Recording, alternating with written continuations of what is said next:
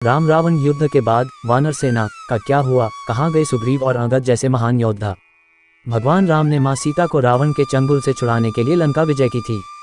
इस युद्ध में उनकी सहायता वानर सेना ने की थी। कहते हैं कि महान योद्धा सुग्रीव और अंगद के नेतृत्व में करीब 1 लाख की संख्या में वानर सेना थी।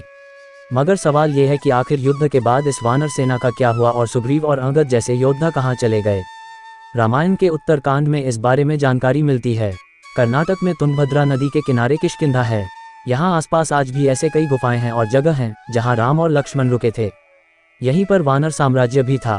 लंका विजय के बाद जब सुग्रीव वापस लौटे तो श्रीराम ने उन्हें वहां का राजा बना दिया। साथ ही बाली के पुत्र अंगद को युवराज घोषित किया। वानर सेना में महत्वपूर्ण योगदान देने वाले नल नील कई वर्षों तक सुग्रीव के राज्य में मंत्री रहे। सबने मिलकर काफी सालों तक यहाँ राज किया। हालांकि इसके बाद उन्होंने कोई बड़ा युद्ध नहीं लड़ा। वानर सेना का क्या हुआ। किष्किंधा के ही पास में घने जंगलों वाला इलाका है जिसे दंडक वन या दंडकारण्य वन कहा जाता है। यहाँ रहने वाली जनजाति को वानर कहा जाता था। इस वानर सेना का कोई एक राजा नहीं था बल्कि इनके अलग अलग झुंड थे। ये सेना किष्किंधा, कोल, भील, रीछ और वनों में रहने वाले रहवासियों का संयुक्त रूप थी।